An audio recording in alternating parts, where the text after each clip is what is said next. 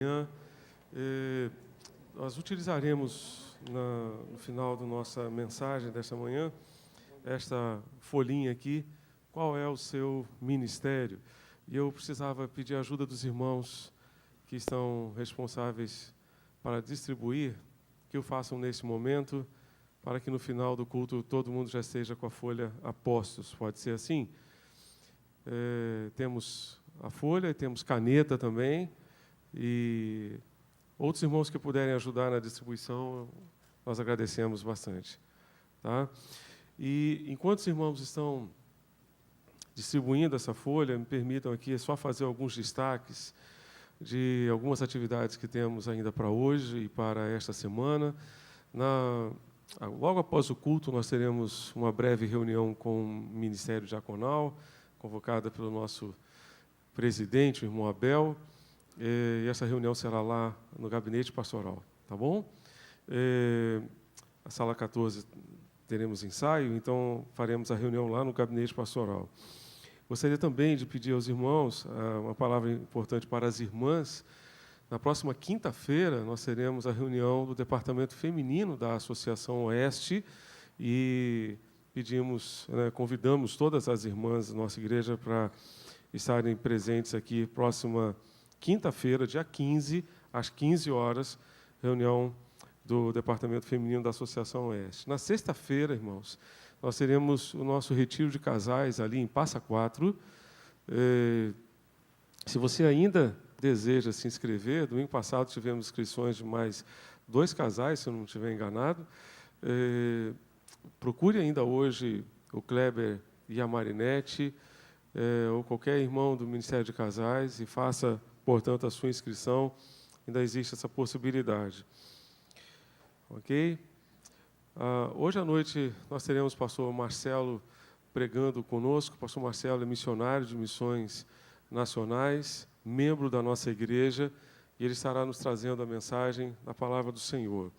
Queria fazer um pedido aos irmãos de oração, aos irmãos em favor da nossa congregação ali no Parque Olímpico, que está vivendo um momento de transição na sua liderança. Nesses últimos 2 anos, tenho acompanhado bem de perto o trabalho lá, pregando uma vez por mês, às vezes 2 vezes no mês lá. Nesses últimos 6, 7 meses, o pastor Osíris nos ajudou mais diretamente ainda ali, mas compreendemos que chegou o momento da nossa congregação ter uma liderança própria, exclusiva e focada naquele trabalho. E começamos há 2 semanas atrás um tempo de oração e estamos orando a Deus para que o Senhor nos dê especificamente uma pessoa que possa nos ajudar na liderança daquela congregação e para que tanto eu quanto o pastor Osíris estejamos focados no nosso ministério aqui na igreja, atendendo a tantas demandas que temos aqui.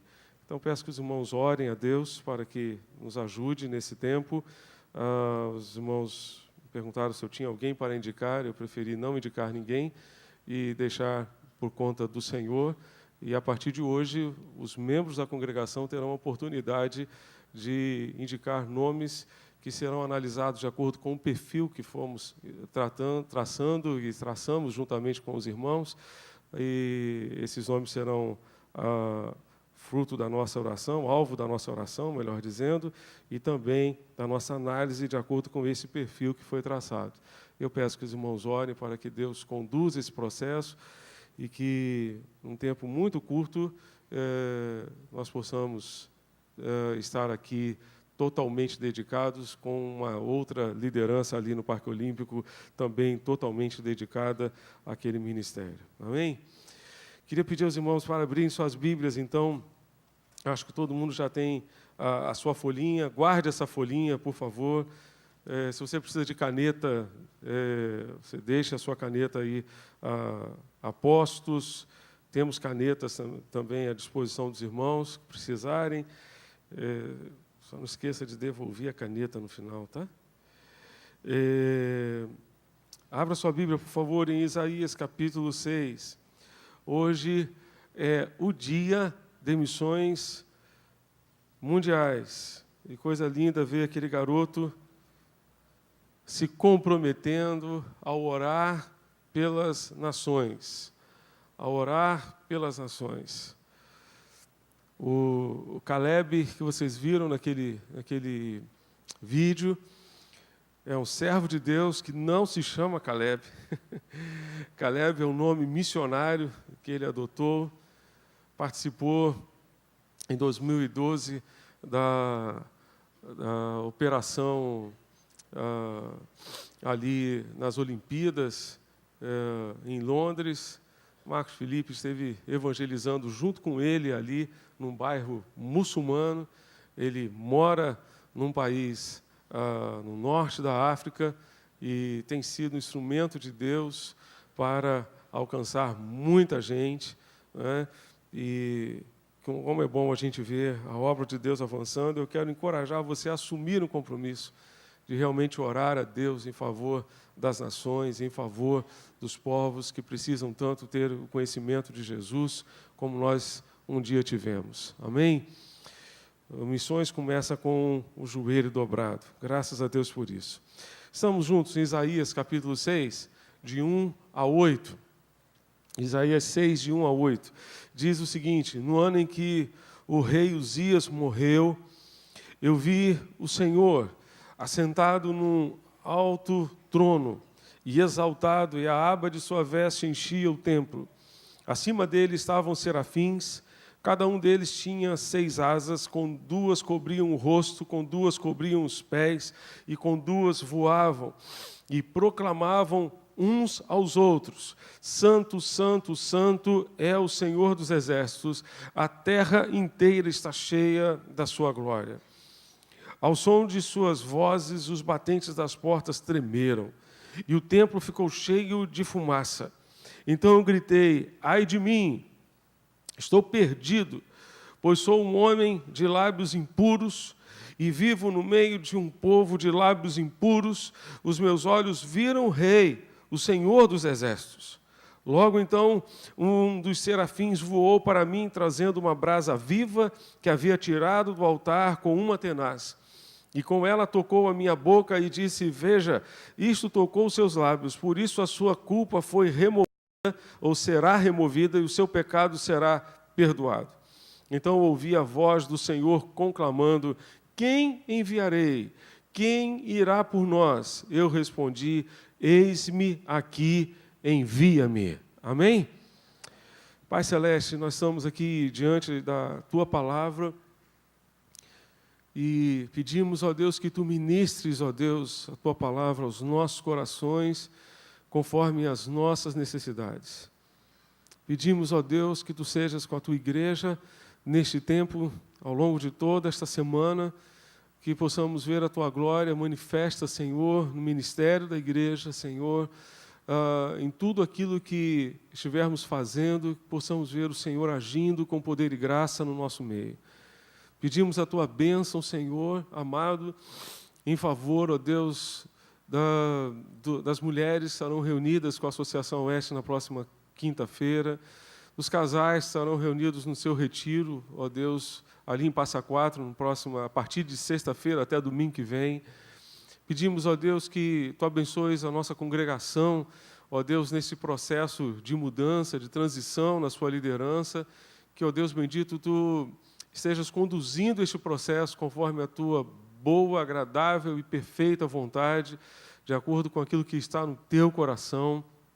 Pedimos, ó Deus, que Tu sejas, Senhor, conosco agora, que os nossos corações estejam abertos, ó Deus, para ouvir e entender aquilo que Tu tens, ó Deus, a nos dizer, aquilo que Tu queres, ó Deus, ministrar aos nossos corações, Senhor, nesta manhã. Aquilo que nós precisamos ouvir, fala, Senhor, aos nossos corações, começando pelo meu coração. Ó Deus, ministra aquilo que nós precisamos receber de Ti. Nós oramos gratos a Ti por tudo, em nome de Jesus, nosso Salvador e Senhor. Amém, meu Deus, e amém, Senhor. Meus amados, temos diante de nós esse texto maravilhoso de Isaías, que nos fala sobre a chamada missionária de Isaías. o momento em que Isaías foi chamado por Deus para servi-lo como um profeta. E se você ler o livro de Isaías, na minha leitura diária, eu estou lendo o livro do profeta Isaías. Terminei esses dias agora, creio que foi sexta-feira, a leitura de Isaías 39. Alguns autores falam que o livro de Isaías ele seria assim um protótipo da Bíblia, né? Porque se você observar, a Bíblia tem quantos livros mesmo? Quantos livros tem a Bíblia evangélica, pelo menos? Quantos livros, irmão? 66. Quantos capítulos tem o livro de Isaías? 66. Tá? 66. E detalhe que a Bíblia tem quantos livros no Antigo Testamento? Quantos livros? 39. E no Novo Testamento? 27. Você fez a conta, né? Ok. 66 menos 39 dá 27. Né? Então, e se você pegar o livro de Isaías, há uma clara divisão, tá? Em duas partes. A primeira parte dos capítulos 1 a 39 e depois dos capítulos 40 a 66. Então, você tem uma parte que poderia ser semelhante ao Antigo Testamento, né? Dos capítulos 1 a 39, e outra parte que seria semelhante ao Novo Testamento, com os 27 últimos capítulos. E a semelhança é tão grande porque especialmente, os primeiros 39 capítulos tratam de profecias relacionadas ao povo de Israel e relacionadas também às nações vizinhas de Israel, as nações daquela época. Tem, inclusive, profecias a respeito da Síria, tá? Que nós estamos vivendo hoje essa realidade. E os capítulos de 40 até 66 tratam especificamente do tempo do Messias. É nessa porção de Isaías que você vai encontrar, por exemplo, Isaías 53, o capítulo 53. Quem deu crédito à nossa pregação e a quem se manifestou o braço do Senhor, que é uma descrição clara a respeito de Jesus, né? Fala que todos nós andávamos perdidos pelos nossos próprios caminhos, mas o Senhor fez cair sobre ele a iniquidade de todos nós. Isaías 53. Então, a parte final do livro de Isaías seria dedicada à vinda do Messias e que, nessa analogia, corresponderia ao Novo Testamento, e a parte inicial ao povo de Israel, com 39 capítulos. Estamos aqui na parte inicial, no capítulo 6, em que ele relata, no momento histórico da sua vida e do povo de Israel. Ele diz, no ano em que morreu o rei Uzias, um dos mais longevos reinados de Israel, um dos reis que mais tempo reinou em Israel. Tá? No ano em que esse rei morreu, Isaías resolveu ir ao templo, e ali no templo, Isaías teve uma visão. Eu queria, antes de entrar propriamente na questão da visão, eu queria só lembrar a vocês que o tempo em que Deus chamou Isaías foi um tempo de grandes desafios para a nação e para as nações ao seu redor. E o tempo que nós estamos vivendo hoje é um tempo de tremendos desafios para a nossa nação e para as nações de todo o mundo. Você que tem acompanhado as notícias, não somente sobre o Brasil, creio que podemos dizer que nunca na história desse país vivemos dias como os dias que nós estamos vivendo. Não é verdade? Parece que a gente acorda querendo saber quem é que foi preso hoje, né?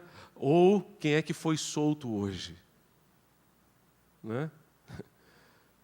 Quem é que foi preso hoje e quem é que foi solto hoje, quem é que deixou de estar preso hoje, porque conseguiu um habeas corpus, porque conseguiu um jeito de sair, portanto, da cadeia. Os desafios de hoje são tremendos, são inúmeros. E eu fico pensando, meus irmãos, que Jesus fundou a sua igreja justamente para atender às demandas deste mundo em que nós vivemos.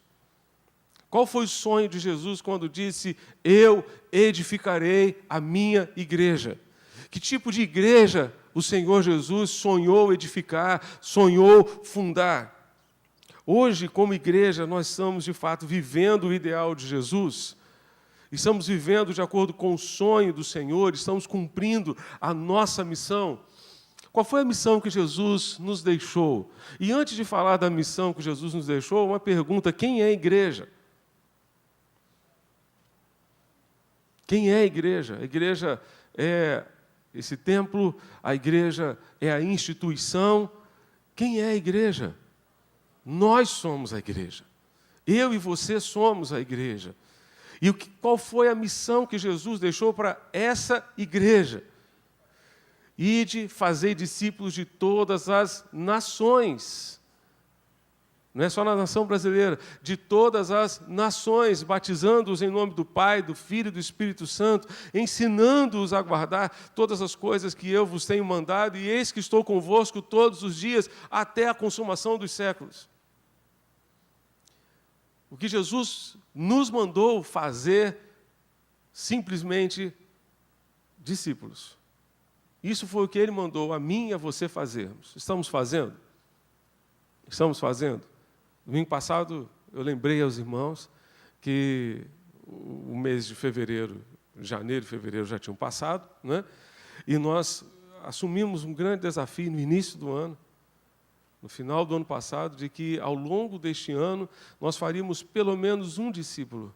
Nós levaríamos pelo menos uma pessoa a Jesus. 2 meses já se passaram. Como é que você está nessa caminhada? Você está orando por alguém? Você está empenhado realmente em conduzir alguém a Jesus? Você está intercedendo por alguém que você quer conduzir ao encontro de Jesus, como André fez? André encontrou o seu irmão Pedro e disse, Pedro, você não sabe da maior. O que foi, André? Nós encontramos o Messias. Nós encontramos o Salvador. É Ele. Eu preciso levar você até Ele. E quando Jesus se encontrou com Pedro, né, se encontrou com Simão, transformou a sua vida. Pedro, aquele grande apóstolo, só foi o Pedro que nós conhecemos, porque André, quase que um anônimo apóstolo, o conduziu a Jesus. E hoje eu e você precisamos estar empenhados nisso. Se nós não nos empenharmos nisso, se nós não formos intencionais, nós simplesmente, irmãos, não estaremos cumprindo o que Jesus nos mandou fazer.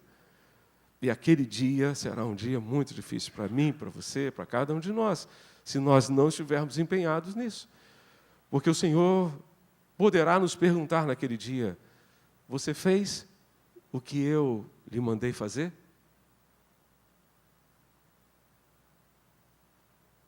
Talvez Ele nos pergunte, o que você fez com que eu lhe dei? E segundo, você fez o que eu lhe mandei fazer? O que é que você fez com que eu lhe dei? Deus deu a cada um de nós vida, ar para respirar, Deus nos deu saúde, Deus nos deu tempo de vida, Deus nos deu inteligência, Deus nos deu capacidade para adquirir conhecimento, Deus nos deu bens, recursos, uma casa, um teto que nos abriga, Deus nos deu um monte de coisa. E provavelmente naquele dia Ele vai perguntar, o que é que você fez com que eu lhe dei? E segundo, Ele provavelmente vai perguntar-nos, o que é que você esteve fazendo quando você viveu? Você fez o que eu mandei você fazer? O que eu ordenei a você para fazer? Porque não é uma alternativa, é uma ordem, é um mandamento, está no imperativo, ide, fazei discípulos. Foi isso que o Senhor mandou a mim e a você fazermos. Se nós não fizermos isso, nós não faremos o que Jesus de fato nos mandou fazer. A gente pode até dizer para para Jesus naquele dia que nós fizemos um monte de coisas interessantes, mas não teremos feito exatamente aquilo que o Senhor nos mandou fazer. Meus amados, há um clamor que vem das nações, há um clamor que vem da nossa nação, há um clamor por todas as partes do nosso país, há um clamor que vem de todas as esquinas, há um clamor que vem de Deus também, porque Deus está clamando por mais obreiros. Domingo passado nós citamos aos irmãos aquela palavra de Jesus, lá em Mateus capítulo 9, 37 e 38, ele vai dizer que a seara é grande, a colheita é grande, mas poucos são os ceifeiros. Rogai ao Senhor da seara que mande trabalhadores para a sua seara. 2000 anos já se passaram e a seara continua sendo grande e os trabalhadores continuam sendo poucos. Poucas são as pessoas que de fato querem se comprometer com esta colheita. E se a colheita não for feita no tempo certo, vai estragar. O fruto vai apodrecer. Então Deus quer usar a mim e a você como igreja viva, atuante e relevante para esse tempo. Igreja que de fato serve a Deus e serve aos propósitos de Deus para este mundo. Mas isso só vai acontecer se acontecer com a gente aquilo que aconteceu com Isaías, se nós agirmos como Isaías agiu. Para que nós sejamos esse instrumento de Deus para a transformação da realidade que nos cerca, nós precisamos, primeiramente, de uma visão de Deus e dos propósitos que Ele tem para nós. Isaías foi ao templo e viu o Senhor. No ano em que morreu o rei Uzias, eu vi o Senhor. Lá no templo ele viu o Senhor. Assentado sobre o trono, viu os serafins voando de um lado e para o outro, dizendo: grande é o Senhor, a sua glória está sobre toda a terra. Ele viu o Senhor. Viu o Senhor. Nós precisamos desta visão. Se queremos ser usados por Deus, nós precisamos de uma visão de Deus. Precisamos ver Deus e ver os seus propósitos para nós. O que é que Deus tem para nós? Quais são os seus sonhos, quais são os seus ideais para a nossa vida? O que é que o Senhor tem de fato planejado para as nossas vidas? Eu e você precisamos de uma visão de Deus a cada dia. A cada dia. Precisamos ver o Senhor da mesma maneira, da mesma forma. Senhor, o que é que Tu tens para mim? O que é que Tu sonhas para mim? O que é que Tu desejas para a minha vida, Senhor? Precisamos desta visão do Senhor. Que os nossos olhos nessa manhã se abram para ver o Senhor e ver tudo aquilo que Ele planejou, tudo aquilo que Ele idealizou para nós, em nome de Jesus. Deus tem planos maravilhosos para a nossa vida. E os planos de Deus sempre serão melhores do que os nossos. Sempre serão melhores que os nossos. Como é difícil, às vezes, a gente entender isso. Como é difícil, às vezes, a gente compreender isso. Estava conversando semana passada com um irmão lá na congregação, muito angustiado, porque o filho chegou à última fase para servir ao exército. E simplesmente assim, no dia seguinte, quando ele chegou lá, ele foi retirado da lista. Ele não entendeu nada. Pastor, foram as pechadas, foi isso, foi aquilo e tal. Meu filho está revoltado, está angustiado. Eu sei que às vezes é difícil a gente entender isso. Mas os planos de Deus, diga a ele que os planos de Deus são melhores que os dele. Diga a ele que aquilo que Deus planejou para a vida dele é muito melhor. É muito melhor do que aquilo que ele tem determinado para a sua própria vida. Isaías teve uma visão de Deus e nós precisamos ter uma visão do Senhor. Ver a santidade de Deus, santo, santo, santo é o Senhor. Precisamos ver a santidade de Deus, nós estamos servindo a um Deus santo. Há um Deus que espera de mim e de você santidade em todos os níveis, santidade nos relacionamentos, santidade no coração, santidade no interior, santidade dentro de nós, santidade dentro da nossa casa e fora da nossa casa, em todos os ambientes que nós vivemos. O Senhor diz, eu sou santo, por isso sede santos, sejam santos, porque eu sou santo e a expectativa de Deus para mim e para você é uma vida de santidade.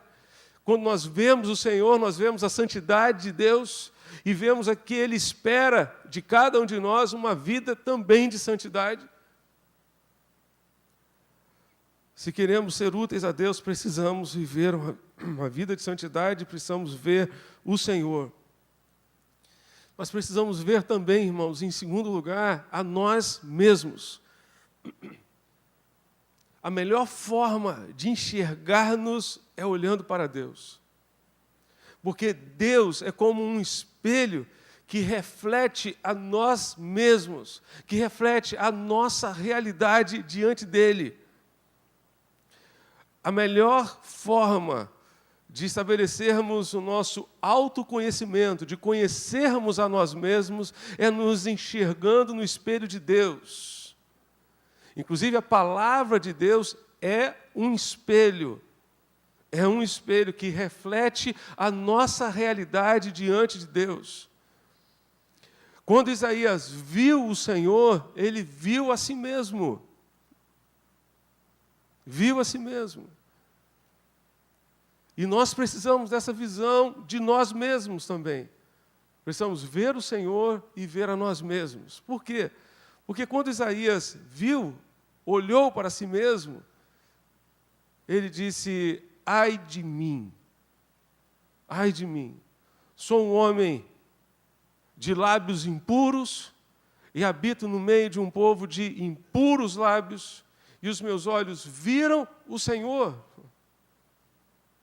Viram o Senhor.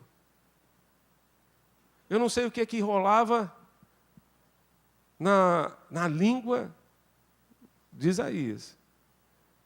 Mas ele disse, eu sou um homem de lábios impuros. Não sei se ele estava se referindo ao fato de repente, ele era um fofoqueiro, de repente, ele era um cara que falava palavrão pra caramba,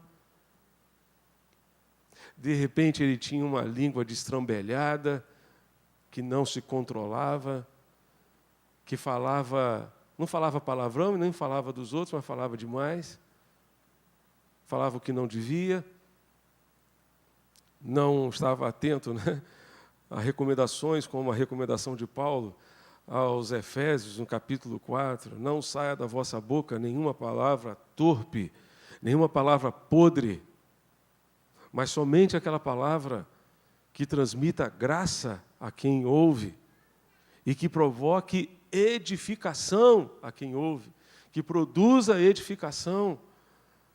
Mas o fato é que Isaías disse, eu sou um homem de lábios impuros. Meus irmãos, nós só teremos alguma utilidade para Deus quando confessarmos os nossos pecados ao Senhor. Quando reconhecermos os nossos pecados e confessarmos os nossos pecados ao Senhor, e deixarmos que Deus toque. Quando Isaías confessou o seu pecado, o que é que Deus fez? Deus mandou o anjo tirar uma brasa viva do altar, com uma tenaz, e com esta brasa tocou os lábios de Isaías. Obviamente, na visão. Né? Porque se a brasa do altar tivesse tocado na língua ou na boca de Isaías, o negócio ia ficar feio lá, né?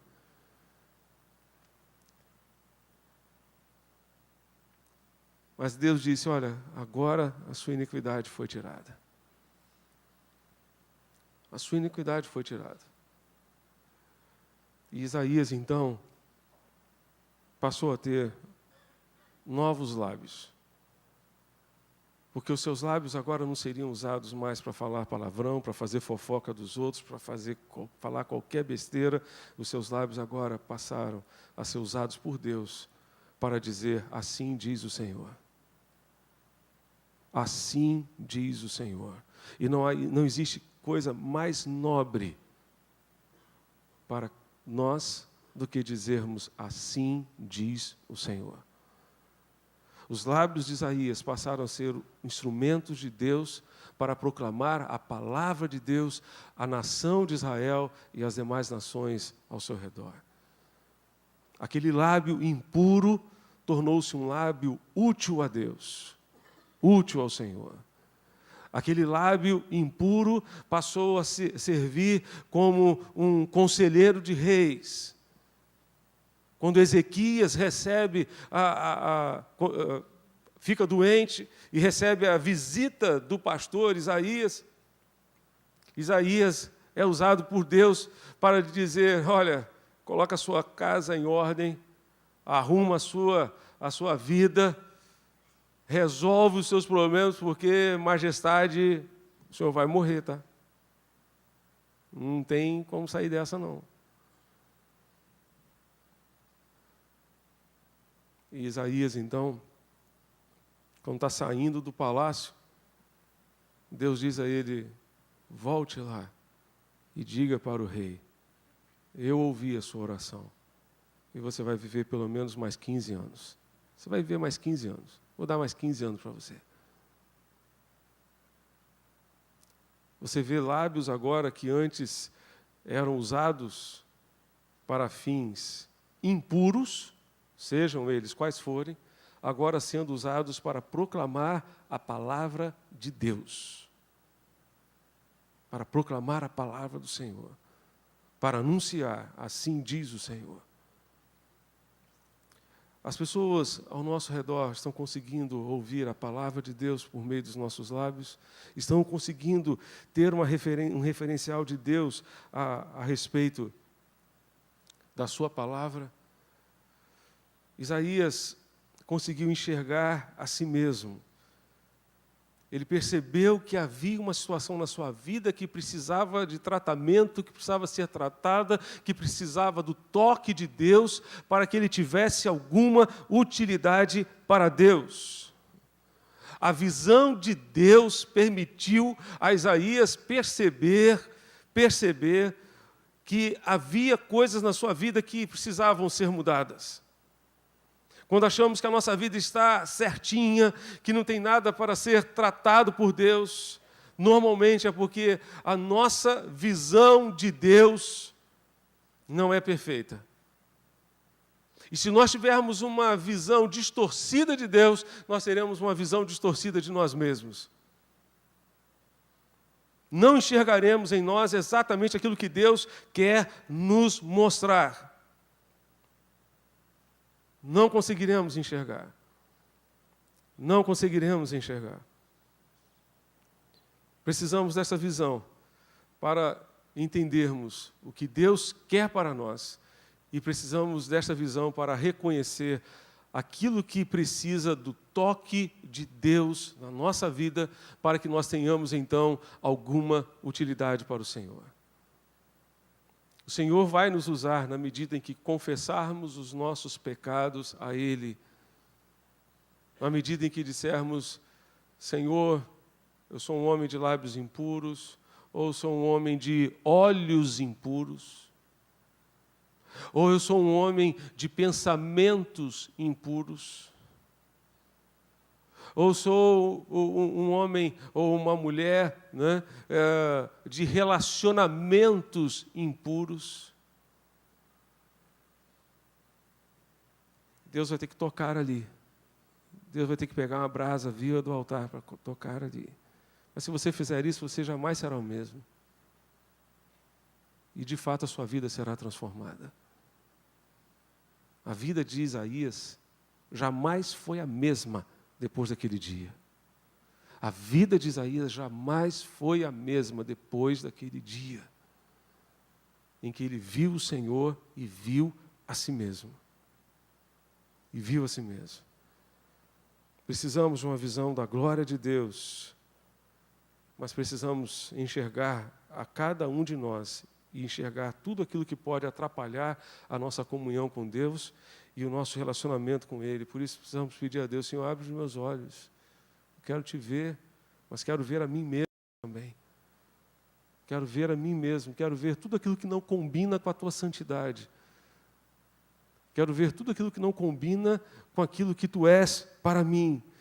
Dessa forma, nós teremos realmente alguma utilidade para Deus. Isaías viu o Senhor, viu a si mesmo, mas ele viu também o seu povo. Ele disse, ai de mim, mas ai do meu povo. Eu sou um homem de lábios impuros e habito no meio de um povo de lábios impuros. O meu povo também é impuro. O meu povo também não sabe o que fala, não sabe o que diz. O meu povo também não tem intimidade contigo, Deus. Eu habito no meio de um povo de impuros lábios. Isaías teve uma visão do seu povo e nós precisamos ter uma visão do nosso povo e do quanto o nosso povo, ao nosso redor, precisa de Deus, precisa de um relacionamento profundo com o Senhor. Deus quer usar a mim e a você nesse sentido, mas nós precisamos ter essa visão a respeito do nosso povo. E assim, confessarmos os nossos pecados para que possamos ter alguma utilidade para Deus. Se tivermos uma visão de Deus, uma visão de nós mesmos, confessarmos nossos pecados ao Senhor, tivermos uma visão do nosso povo que está ao nosso redor, com certeza a nossa vida será de grande utilidade para Deus, de grande utilidade para o Senhor, neste tempo em que nós vivemos. Meus irmãos, depois de tudo aquilo, toda aquela experiência que Isaías teve, ele disse que ele ouviu uma voz, dizendo, a quem enviarei? Quem há de ir por nós? Isaías entendeu que essa voz vinha de Deus, vinha do coração de Deus. E qual foi a resposta de Isaías? Estou aqui, Senhor. Pode contar comigo. Houve prontidão, assim como os discípulos fizeram. Domingo passado nós estudamos sobre eles. Assim como os discípulos, houve prontidão da parte de Isaías. Ele disse, pode contar comigo, Deus. Eu estou pronto a te servir. O Senhor já tocou nos meus lábios, o Senhor já me purificou, o Senhor já transformou a minha vida. Agora eu quero te servir. Agora eu quero te servir. Você se lembra daquele homem que vivia com um endemoniado na região de Gadara? Um dia Jesus foi até aquela região e encontrou aquele homem que nem sequer as correntes conseguiam prendê-lo. Vivia no meio dos túmulos, dentro dos cemitérios, junto aos sepulcros. Mas Jesus o encontrou, o libertou, e aquele homem que aterrorizava aquela cidade foi encontrado pelos moradores daquela cidade, sentado, vestido, em perfeito juízo, transformado por Jesus. E Jesus teve a oportunidade de estar ali com aquele homem já completamente transformado pelo Senhor. E ele diz, eu quero ir com o Senhor, eu quero ir atrás do Senhor. O Senhor transformou a minha vida. Ele disse, não, volte para os seus, volte para a sua casa e diga como o Senhor teve misericórdia de você, como o Senhor transformou a sua vida. Você imagina aquele homem chegando em casa. Imagine aquele homem chegando em casa. Que testemunho poderoso do Evangelho de Jesus, da mensagem de Jesus, do poder de Jesus. Se Jesus transformou a minha vida, a sua vida, Ele quer nos usar. E Ele está nos mandando voltar para casa, voltar para os nossos amigos, para os nossos vizinhos, para os nossos colegas de trabalho, para as pessoas da nossa convivência. E compartilharmos quantas coisas Deus tem feito por nós, quantas coisas o Senhor tem feito na nossa vida. Em nome de Jesus. Isaías disse, eu estou aqui, Deus. A palavra foi genérica. A palavra não foi especificamente para Isaías. Deus não disse, Isaías, olha, eu posso contar com você? Ele não disse isso. Ele disse, quem há de ir por nós? Quem há de ir por nós? Senhor, se o Senhor quiser, eu estou aqui. Por isso que pastor Elton Rangel, que costuma dizer que, às vezes, as pessoas fazem uma ideia sobre chamado para servir de uma forma muito interessante, né? Tem gente que diz que acha, né, que tem aquela ideia de que para ser chamado por Deus, você precisa ver um anjo dando um rasante diante de você assim, tal, Deus está me chamando, Deus está fazendo isso, fazendo aquilo, é a voz de Deus, Deus está falando. Irmão, o chamado de Deus já aconteceu.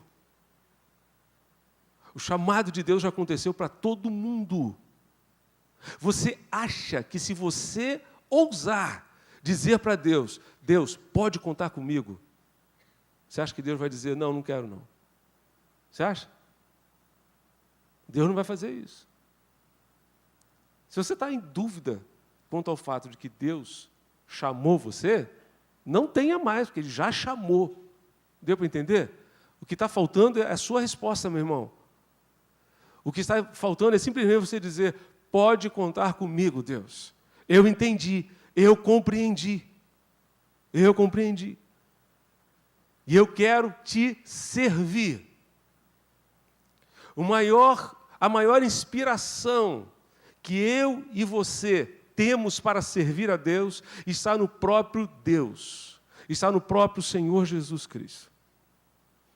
E Paulo, escrevendo aos Filipenses, ele vai dizer que nós precisamos ter a mesma mente de Cristo, precisamos ter o mesmo sentimento que houve em Cristo Jesus, a mesma atitude que houve também em Cristo Jesus,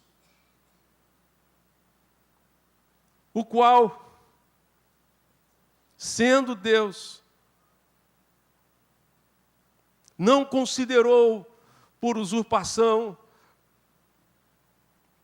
o fato de ser o próprio Deus, mas humilhou-se, assumindo a forma de servo, obediente até a morte, e morte de cruz. A maior inspiração que eu e você temos para servir a Deus, aos propósitos que Deus tem para a nossa vida, aqui neste mundo, está naquilo que Deus fez. Ele nos deixou o exemplo, Ele fez isso por nós. E quem somos nós para dizer não a Ele? Para não atender aquilo que Ele quer fazer através de nós. Em nome de Jesus, diga sim ao Senhor. Diga sim ao Senhor. Deus quer usar a sua vida. Deus quer usar os bens que são dele e que estão lá na sua conta bancária. Deus quer usar os seus bens, os bens que são dele e que estão lá dentro da sua casa. Sabe aquele sofá que está lá na sua sala? É do Senhor. Não é seu, não. É do Senhor. Sabe aquela mesa de jantar que está lá na sua sala? É do Senhor. Não é sua, não. Pastor, mas a minha casa está no meu nome. Transfira para o Senhor, não é para a igreja, não. Faça uma oração. Você não precisa nem ir ao cartório. Transfira. Transfira para o Senhor. Transfira para o Senhor. Você já fez essa oração? Faça isso. O Senhor é teu. Eu só tenho direito de usufruto, de usar enquanto estiver aqui. Você não vai levar para a eternidade, meu irmão. Você não vai levar nada com você. Então, é do Senhor e precisa ser usado de acordo com a vontade do Senhor. A sua casa precisa ser uma agência do reino de Deus. A sua vida precisa ser a vida de um agente do reino de Deus, por onde você passar, em nome do Senhor. Deus quer fazer da sua vida e da sua casa sinais do reino de Deus para este mundo, em nome de Jesus. O Senhor Jesus nos deixou exemplo. Ele assumiu a forma de servo para servir aos interesses do Pai, aos interesses do reino de Deus. Ele não se apegou à sua posição celestial, ao seu lugar, ao lado do trono do Pai. Ele não se apegou. Meus irmãos, mas quantas vezes a gente se apega às nossas coisas? Isso aqui é meu. Vai levar para a eternidade, meu irmão? Não vai, não. Quando você morrer, ainda vão até decidir qual é a roupa que você vai usar lá no caixão. É verdade. É verdade. Nem isso você vai decidir. Nem isso você vai decidir. Você pode dar uma dica, né? Olha, quando eu morrer, tá? Eu quero flores, não quero flores, né? Parece até que ela vai estar cheirando lá, né, as flores, né? O caixão não tem mais cheiro nenhum, né? Então, você pode até dar algumas dicas. Quero que o culto seja assim, assado. Tem gente que antes de morrer já deixa a ordem do culto do sepultamento, né? Então, irmão, você não vai levar nada para a eternidade. Não vai levar nada. Então, deixa de se apegar. Né? Não estou mandando você ir para o OLX e vender tudo que você tem que vender, não. Né? Tudo que você quer, não. Todas as coisas da sua casa, não. Né? Marcos Livre tem um amigo, né, que a esposa dele é especialista em OLX. Né? Aí ele vai procurar alguma coisa. Querida, cadê aquele negócio? Vendi. Como assim? Vendi, já vendeu. Procurou outra coisa. Cadê aquele negócio? Vendi. Quando ele menos espera, ela já vendeu. Né? Que coisa boa, né? Ter uma esposa desapegada, né? Graças a Deus. Mas desapega, meu irmão. E assume a função de servo. Assume a função de servo. Eu queria só lembrar a você que nem os seus filhos são seus. Você já deveria ter dedicado a Deus e colocado no altar do Senhor. Nem os seus filhos são seus. Nada, nada. O seu carro não é seu não, meu irmão. É do Senhor. É do Senhor. Pertence ao Senhor, para ser usado de acordo com a vontade do Senhor. Coloque tudo à disposição de Deus, tudo à disposição do Senhor. E Ele vai fazer uma grande obra através da sua vida. Então ouvi uma voz do céu, dizendo: a quem enviarei? Quem há de ir por nós? As nações, lá na Ásia, Oceania, África, Europa, América Latina, América do Norte. Quem há de ir por nós? Até os cantos mais remotos do Brasil, as comunidades ribeirinhas, ao sertão, e há tantos cantos deste país que precisa de Jesus. Quem irá por nós? Até a esquina aqui do lado, até a praça aqui em frente. Quem há de ir por nós? Quem há de ir por nós? Então eu respondi: eis-me aqui, Senhor, envia-me. Eu estou à tua disposição, pode contar comigo.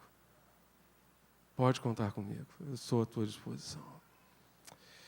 Eu queria pedir a você para orar nesse momento. Você pode fechar os seus olhos?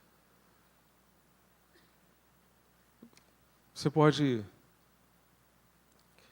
perguntar a Deus agora: Senhor, de que forma tu queres me usar? De que forma tu queres me usar? Eu não consigo mais ficar sentado no banco.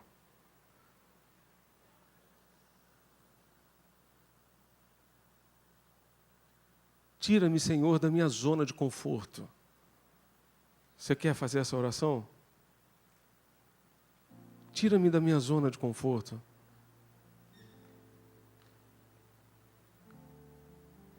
Eu preciso sair da minha zona de conforto, Deus.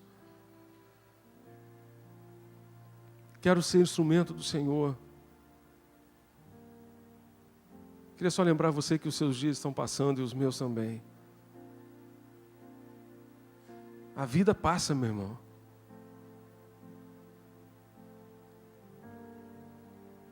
E o inferno está empenhado em fazer com que a sua vida passe sem que você produza aquilo que Deus quer que você faça.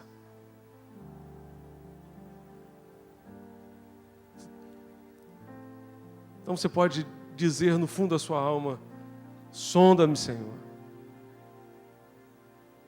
Porque eu quero ser como um farol que brilha na escuridão. Eu quero ser como uma ponte. Quero ser um instrumento no deserto.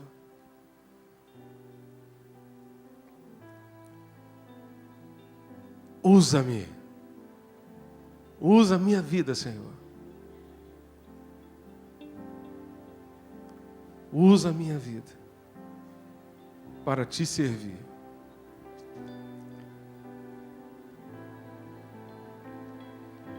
Na realidade da igreja, eu queria só lembrar os irmãos daquela estatística de 20 para 80. Eu não sei precisar qual seria o percentual exato aplicado à nossa igreja. Mas alguns autores defendem a tese de que, normalmente, numa igreja, seja ela qual for, 20% trabalha e 80% assiste os 20 trabalharem. Interessante que, às vezes, os 80 ainda criticam e reclamam dos 20 que trabalham. Então, em que grupo você quer estar? Deus não chamou você para ser um observador, e Deus não chamou você nem sequer para ser um voluntário. Deus chamou a mim e a você para sermos servos. Servos. O servo está totalmente debaixo da autoridade do seu Senhor. É o Senhor que manda nele. É o Senhor que diz: faz isso, não faz isso. É o Senhor quem determina. E o meu lugar e o seu lugar no corpo de Cristo é o lugar de servo. Debaixo da autoridade do Mestre, debaixo da autoridade do Senhor. E permita a Deus que nós tenhamos, na verdade, 100% de servos. 100% de servos na membresia da nossa igreja. Você recebeu uma folha no início da mensagem e você tem aí diversas possibilidades de serviço. Nós só queremos ajudar você a se envolver com o serviço do Senhor. Ministério é posto de serviço. É um posto de serviço. Então eu quero encorajar você a preencher essa folha aí que você tem à sua mão. Você pode fazer isso? Pega a sua folha aí. Alguém não tem a folha? Pode levantar a mão aí que a gente vai fazer chegar às suas mãos. Eu acho que todo mundo tem, né? Lá na galeria, todo mundo tem? Ok? Então coloque aí, em nome de Jesus, qual é o lugar onde você quer dizer: eis-me aqui. Só um detalhe: você vai colocar apenas um ministério ou no máximo 2 ministérios. Você não vai preencher a folha inteira, tá? Você vai preencher no máximo 2 ministérios.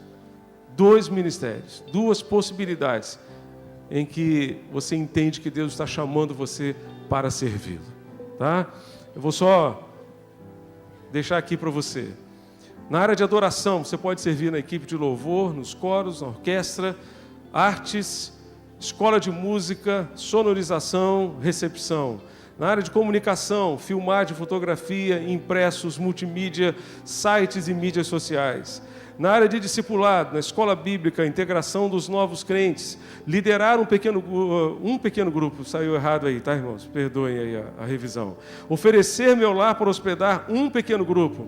Ministério de apoio à família, na área de casais e na área de mulheres.